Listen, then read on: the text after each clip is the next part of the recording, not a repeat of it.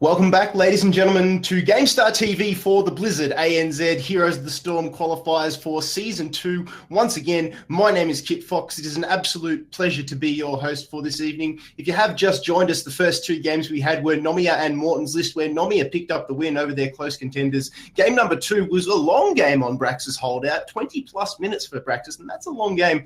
That was Your Off the Team versus the Bird Punchers. Your Off the Team picked up the win, and Orgy picking up an MVP nomination for his awesome Diablo pay, making our analyst Vandy smile with some shadow charges. If you're unfamiliar with the tournament format, we are running a Swiss format over 5 weeks, but we're only going to be counting the best 4. So the teams can have 1 week where they have an absolute horror week, so you can have one absolute tank. That's okay because we're only counting the top 4. If they don't actually get yourself in the top 2 positions and qualify for a spot in the finals, if you don't qualify for a spot in the finals, you will get the chance to get yourself some skins thanks to Blizzard. That is with playing all of the 5 weeks. So as long as you play all the 5 weeks, you get yourself some skins. That is only if you don't qualify, because if you do, you get a minimum of $2,000, which is not bad. And should you win, not only would you get 8K, you get flown to DreamHack to represent the region as well. And if you are curious, all maps are chosen from the Blizzard ANZ map pool, and that is available for your viewing at www.gamestar.com if you're curious. And this week's maps are Cursed Hollow, Braxis Holdout, Warhead Junction, Towers of Doom, and Infernal Shrines. As we've been mentioning tonight, we are giving away so much, and then, of course, that's thanks to Blizzard. So we're giving away the Deluxe Machines of War bundle. The links are into the Twitch chat at the moment. And, of course, the Lucio bundles, ! GS2Q, if you haven't done so already. We're going to be drawing one of those after Game 4 and another one of those after Game 5. So you'll have to re-enter should you not win the first one. So right now we're going to go to Mission Improbable versus the Concurlings on Warhead Junction. So once again, it's back to your casters, Skinny and Vandy. Welcome back, guys. We are now on Tilt City, aka Warhead Junction, Vandy. How about this? I absolutely love it. Oh yeah, it's my favorite, Skibby. No, I mean, this was the map, though, that we did see Nomia drop a game against Morton's List, so weird and wacky things can happen.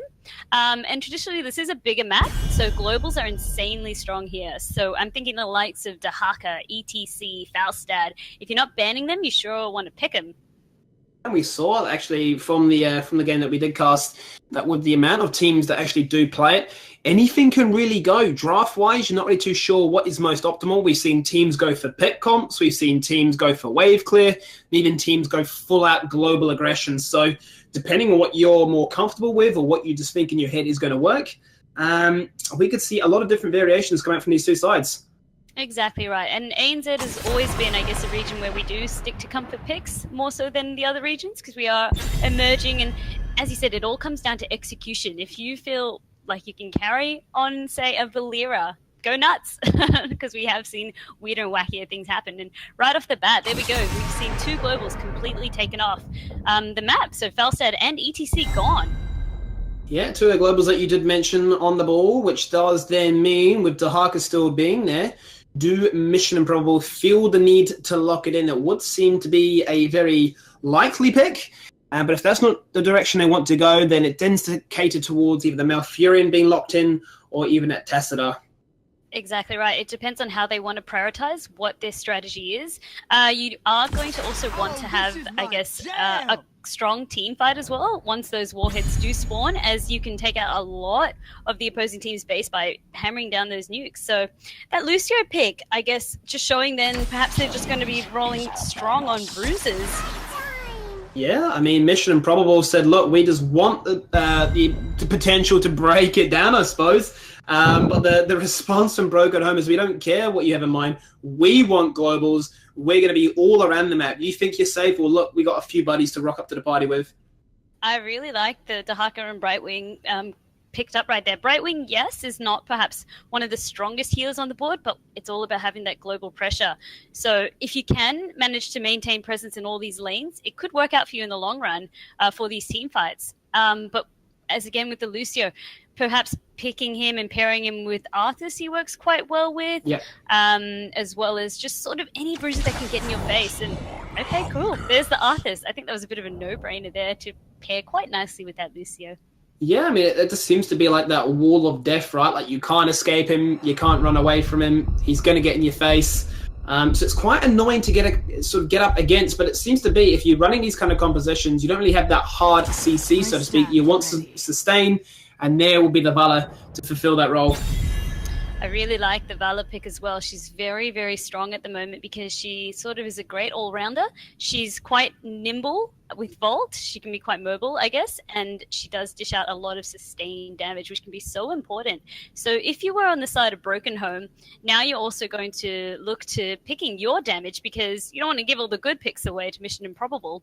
And in terms of that, we do still have the likes of Greymane available on the board. KT is still up for play if they want some mage action. I just want to see them start locking in some of their damage. I mean, you see two different team comps already forming, with Mission Improbable going for that option of we want sustain, we want to always be in your face. Once we've committed to a fight, you can't escape.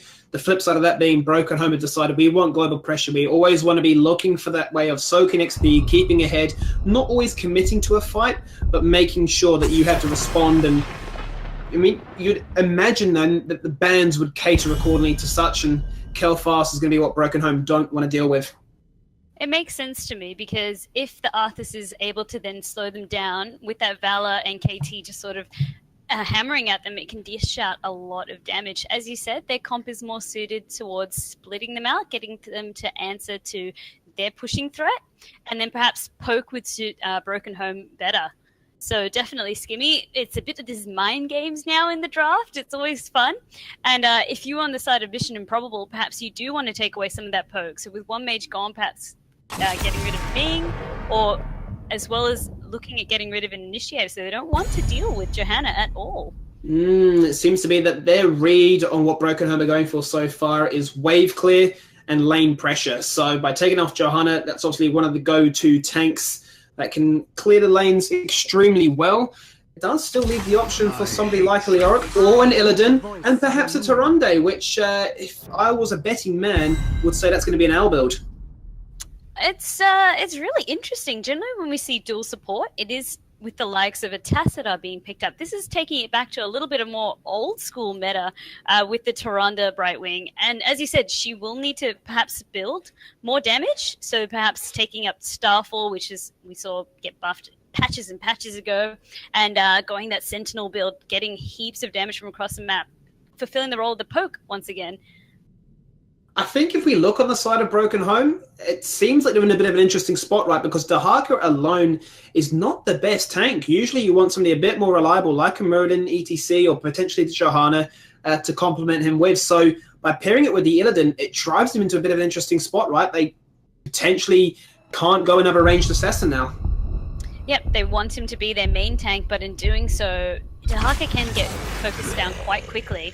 And wow, these are interesting picks.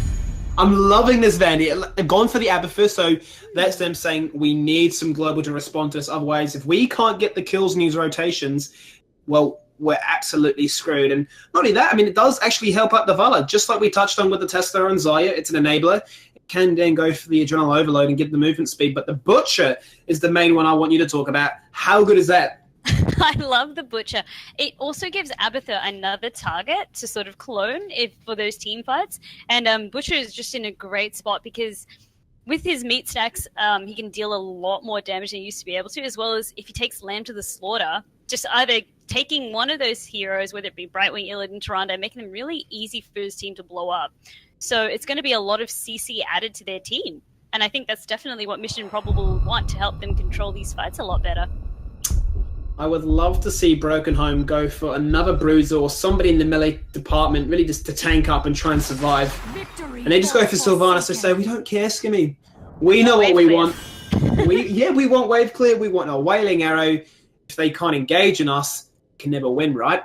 It's like that roll safe meme. How are they going to engage on you if they're already dead? Or silenced in that case. But I'm loving this. Once again, two very interesting drafts fitted to two very different styles of fighting. As you said, one's going to be more about pure team fight with Mission Improbable and Broken Home, sitting back, poking, and then going in for the kills.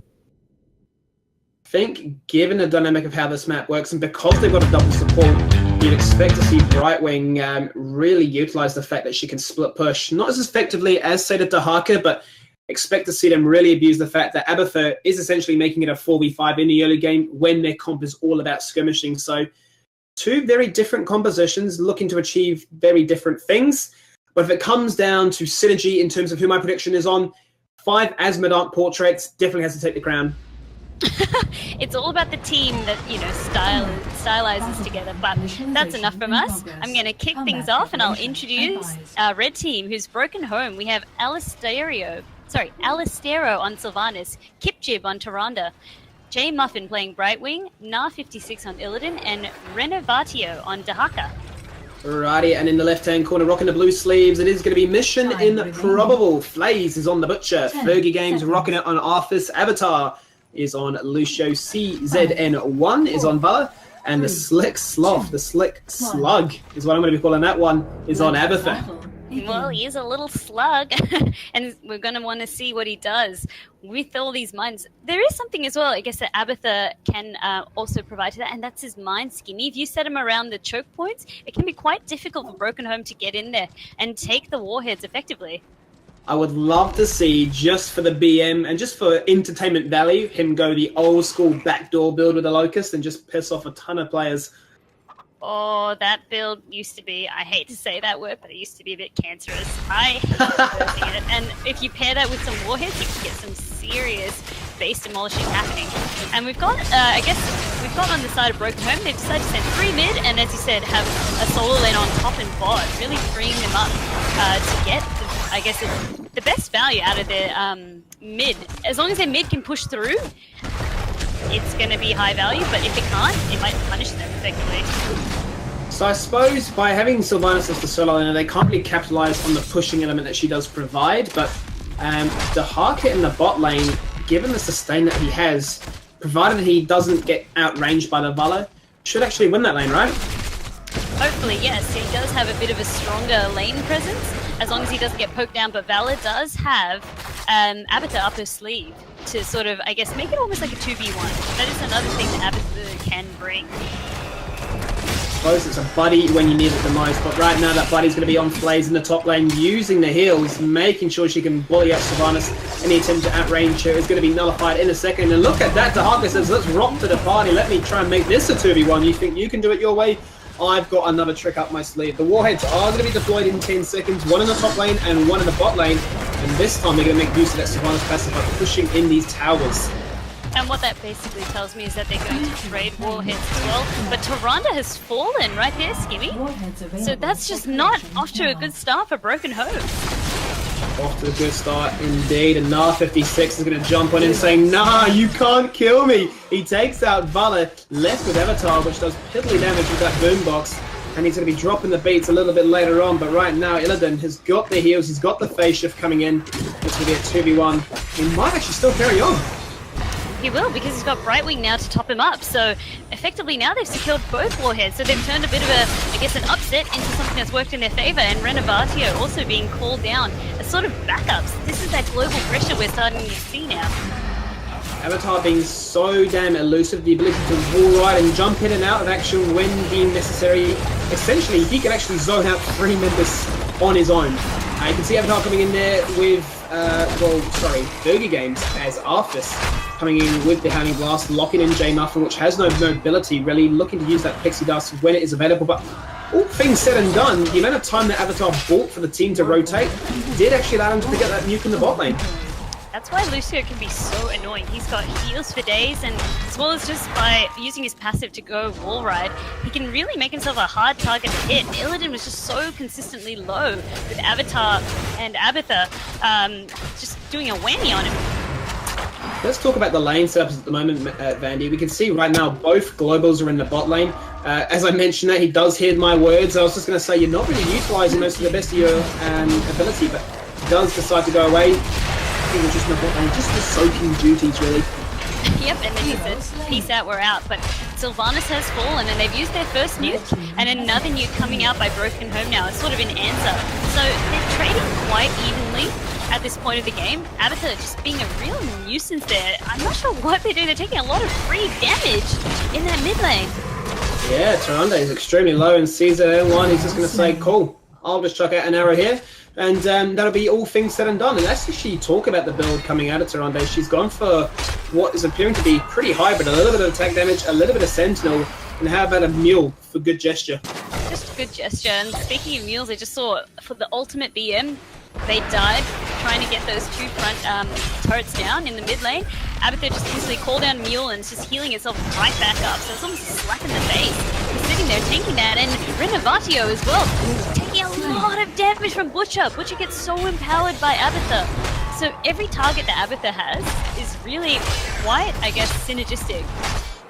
Well, I say that was more than a slap in the face. that was a cleaver to the face.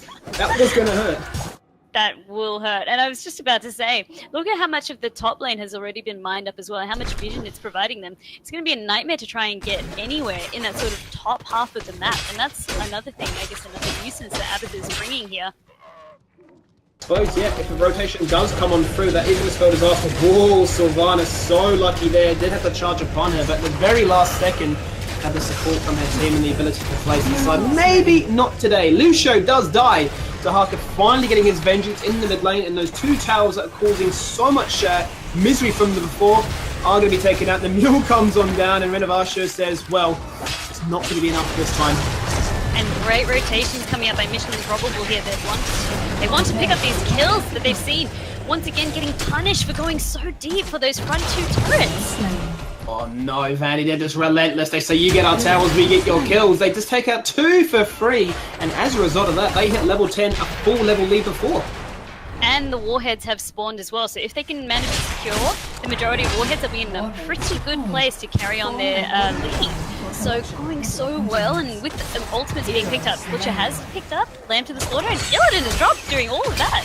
Yeah, I was watching the bot lane there, and as soon as Arthur's gotten towards Illidan, there's literally nothing he can do. No person for him to jump to, no way for him to actually reset those cooldowns, because Abathur was on it as well. So he was definitely going to get punished, and punished hard. J Muffin is trying to phase shift away. He just cannot do it. The Rain of Vengeance is there, but the healing straight away from Taronde is clutch, and the nuke is actually dropped on the floor.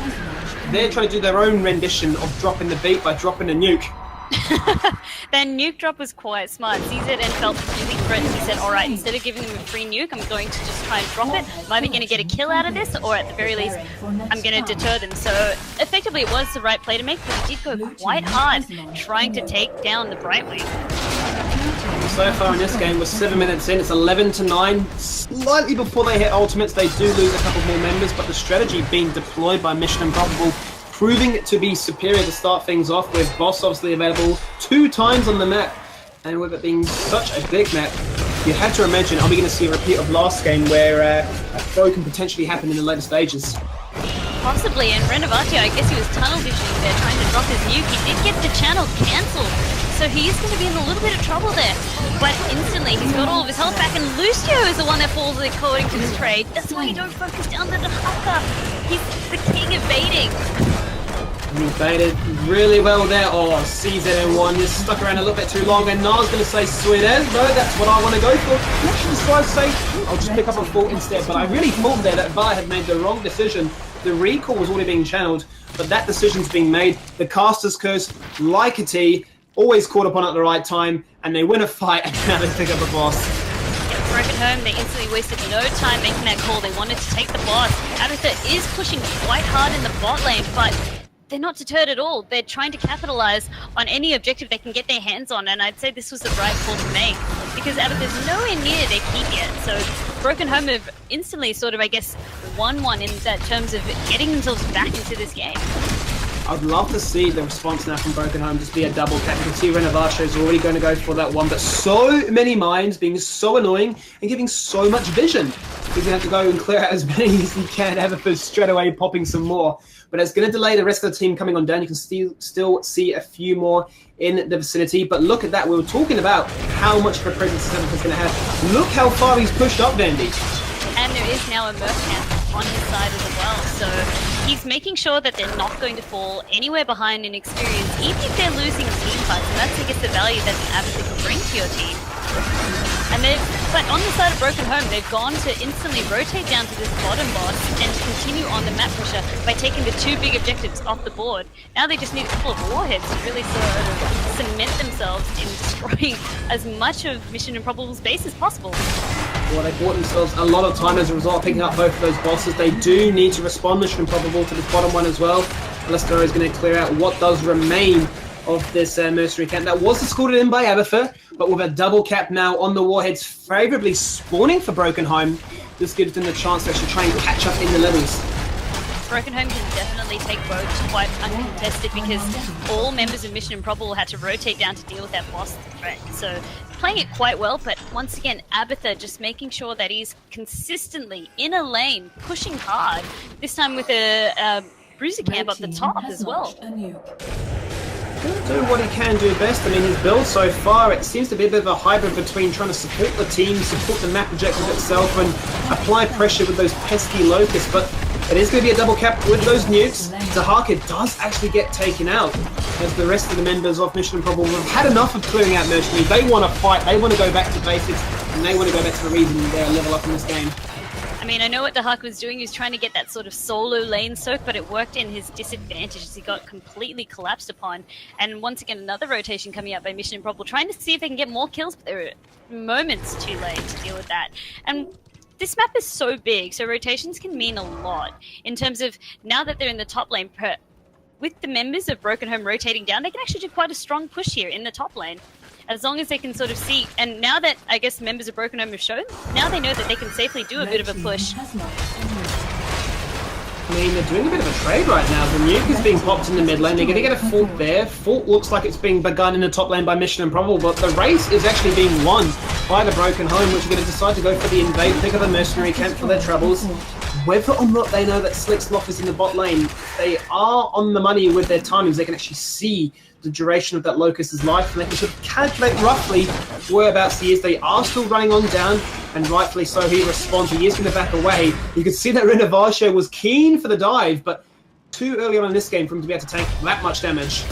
Slicksloth, he's played this game before, but he has been revealed. Kipchip getting so aggressive. What is he doing?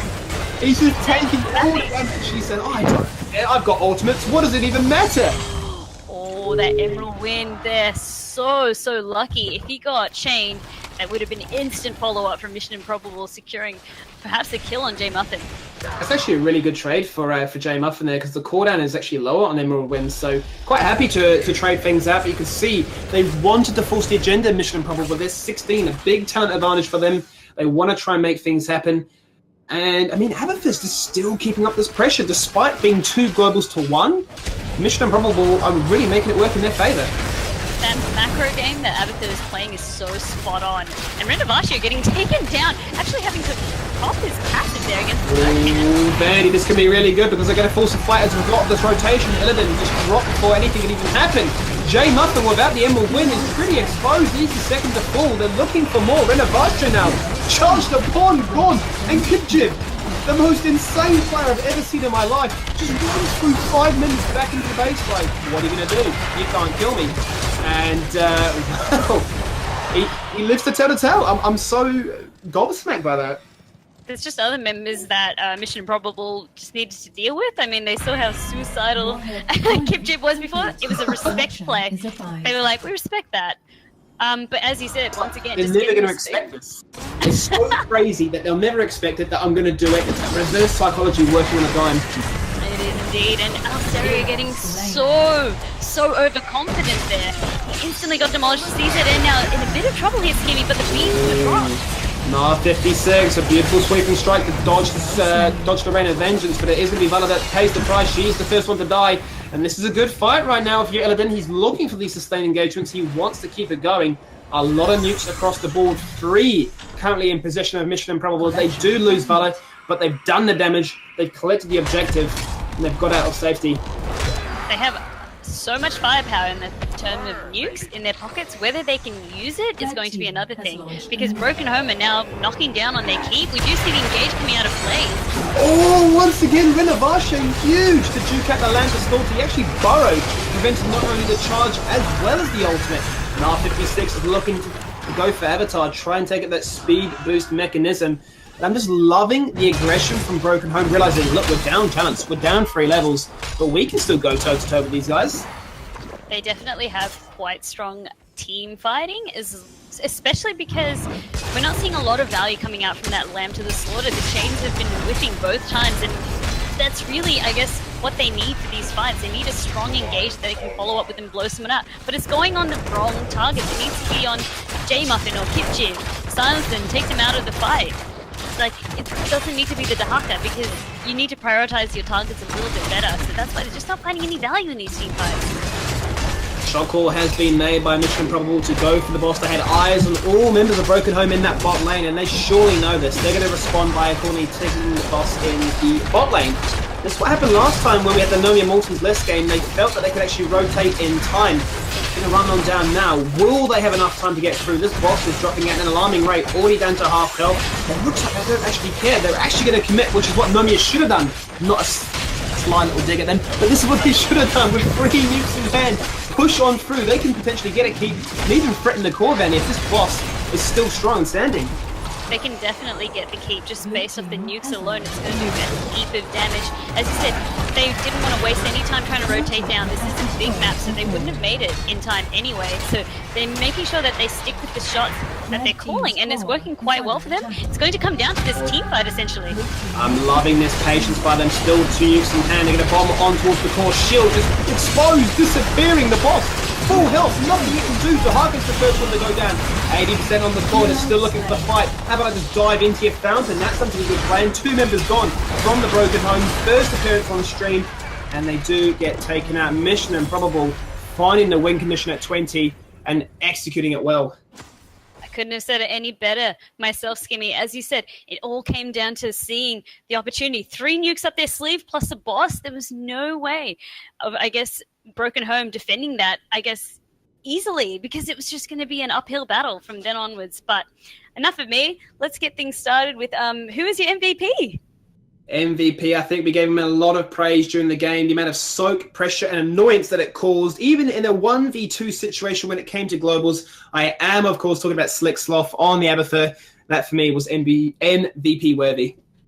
I have to agree with you, Skimmy. I did see some great baits coming out of Broken Home in terms of making poor Flays. We've been so frustrated with his chains, but it was Slick Sloth. It was his show. So well done, Slick Sloth. You're our MVP for this round.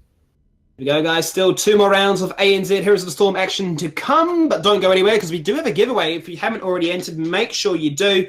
All the details will be provided by the following man, the sweet words of an Australian cool kit box. Thank you, my Kiwi counterpart, Skimmy, and Vandy, my fellow Melburnian. Yes, as Skimmy mentioned, it is !GS2Q to enter into the raffle to win yourself a Lucio bundle, so you will net yourself the hero as well as the Ribbit skin. That is all made possible thanks to Blizzard ANZ. We are, of course, giving away deluxe Machines of War bundles as well. If you've been paying attention to the Twitch chat, there are 2 separate Gleam links for you to follow. Just click on those and then follow the links within the links. A bit of linkception, if you will. But congratulations to Mission Improbable picking up the win there on Warhead Junction over Broken Home, a.k.a. the Concurlings, and Slick Sloth for picking up a MVP nomination for his sweet Abathur play. My personal favourite too. I might add the old slug man. But don't go anywhere, ladies and gentlemen. We'll be back very, very soon. We're just going to take a quick break because we've got a lot more Heroes of the Storm action coming your way. So don't go anywhere.